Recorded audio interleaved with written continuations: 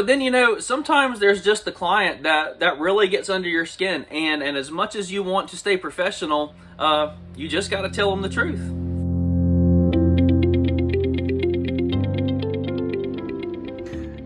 Guys, you would be so unimpressed if you saw how I make these videos. This is literally my stand. Freaking dog food container, eggs from Granny, and then my laptop. Hey, Bell. Guys, in this video, we're going to talk about the top 3 reasons that I fire clients in my lawn care business. We're also going to talk about the verbiage I use to either politely or not so politely let them go. So guys, there are tons of reasons to let lawn care clients go, and everybody has a list of mile long of clients we fired, but there's really 3 things that pop up over and over again, and that's the 3 things that I'm going to discuss here in this video. The first thing is here at my company, we have a no jerks policy, okay?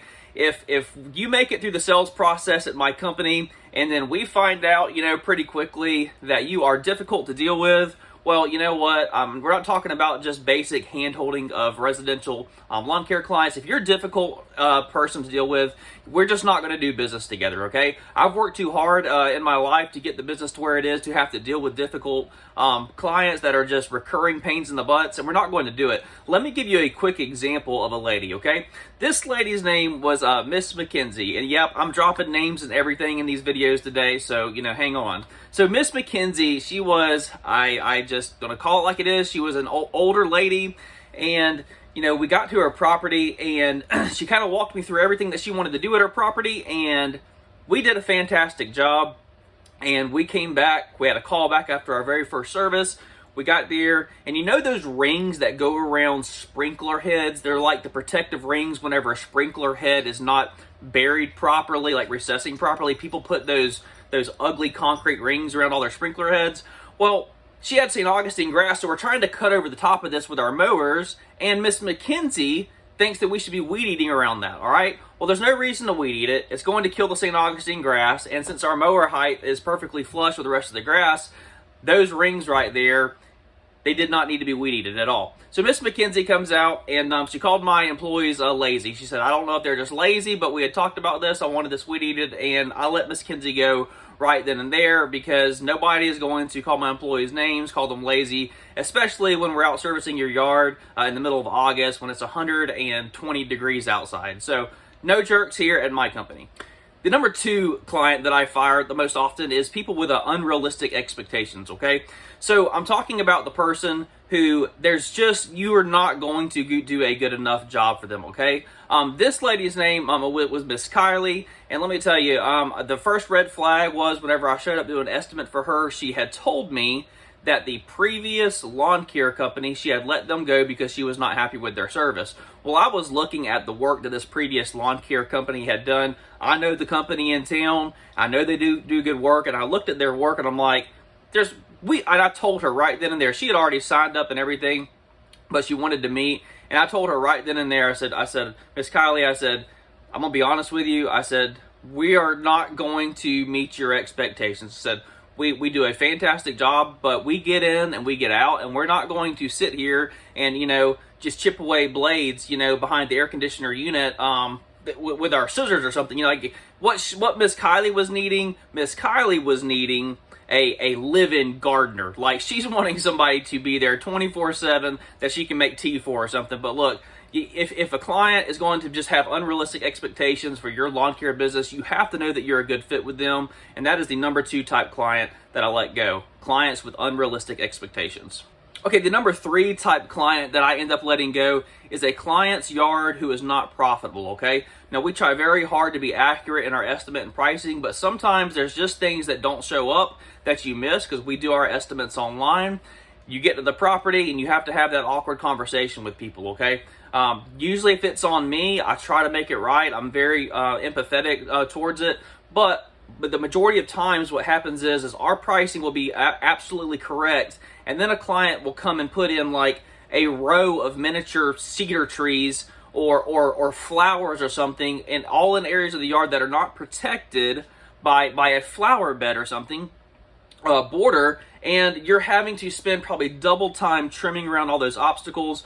You have to know your numbers, and if a client makes the yard exponentially more difficult than the original estimate that you sent out. If I cannot talk to that client and we cannot get on the same page, like, they gotta go. Okay, there's only so many slots on my schedule, and we're booked out, and you have to hit our rate.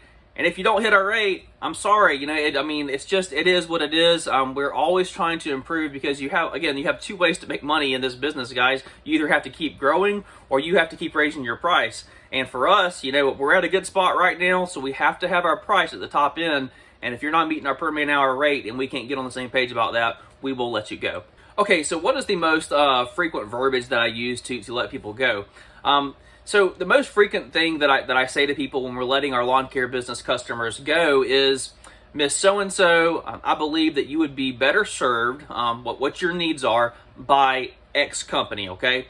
And guys, let me just say right here, this is a disclaimer, do not pawn your crappy clients off on, you know, the other lawn care service guy in town. Like, if you don't want them, most likely he doesn't want them either. I'm talking about if there really is something that another company could be doing better for this client, or you know for sure that they're a better fit, then that's what I'm talking about. But look, if they're a jerk client or whatever, and you just want to say, hey, you'd be better served by another company, you just need to say, here's a list of like 5 companies, take a pick, just offer them an alternative, but don't make a one-on-one connection and refer them to one other company. Because look, man, I've had a lot of lawn care guys in our area do that, and it's like, stop doing it, man. Like, if you don't want that crappy client, like, don't send them to me, because they're sure as heck not going to be a good fit for me and my business. So the first frequent thing that I say is, you know, you'd be better served by this company. The second most frequent thing that I say to let people go is, we are focusing on a different type property, and we are changing our equipment. Okay, and really what that means is if a yard is too big, or if the yard is too sandy, or if it's just a pain in the butt yard, like it has a lot of ditches or something, that just covers a lot of ground right there. And if it's just a way to kind of just white lie to somebody, without just telling them like, hey, your yard absolutely sucks and I hate it. You know, like we're not doing it. And I know that, guys, that I'm different in compared to a lot of other companies that'll just take on anything. But look, if I'm not willing to go out and service a yard just because it's a garbage yard, or it's just exponentially difficult with it's just a pain in the butt yard, I'm not going to put my employees on that yard. Like, yes, there are difficult yards that we do, but I'm talking about that yard. You know, everybody has that yard. Like, that's the yard that's got to go. And usually the verbiage that I use for that is, you know, we're focusing on a different type property, or we're changing out our equipment to focus on a different type property. But then, you know, sometimes there's just the client that really gets under your skin. And as much as you want to stay professional, you just got to tell them the truth. So, guys, I've only had to do this a few times. But, you know, if I'm just being completely honest with you, it was not probably one of my more professional moments, but goodness, it felt good. Like, it just felt so good. And you know what? It was worth it, man. I'll take a bad review for it. It was worth it, man. Like, go ahead. I got plenty of good reviews. Just give me the bad review, because it's worth it, you know. But sometimes, man, there's just that client that just gets to you, you know, and you just have to tell them the truth. So I told this one lady, I said, Miss Heather, I said, you know, I have over 300 lawn care clients that we take care of, and, you know, you are the only one that is constantly messaging me about something. And I told her, I was like, Miss Heather, I was like, I just don't want to do business with you. I've worked too hard for my business to do business with people that I don't enjoy being around, and I don't enjoy being around you.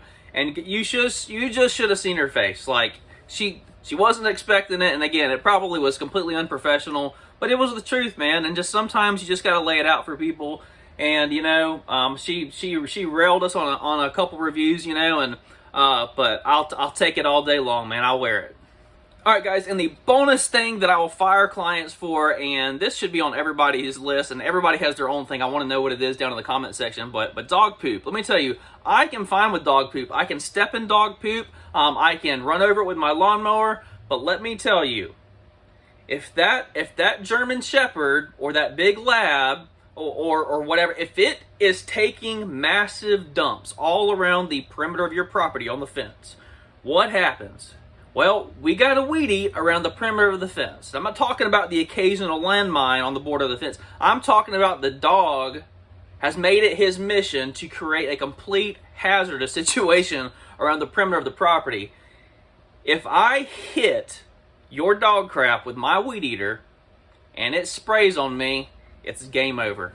I don't care if we're getting $200 an hour on your yard. I don't care if I like you. I don't care if you're my best friend. I don't care if you're my mama. If I hit dog crap with my weed eater and spray myself, I've done it 2 times. I've liked the people, but I've told them, I just, you either got to pick up your dog crap or we can't be back. And came back the next day, next service, and dog crap was picked up, but there's still plenty of it around the yard. You know what?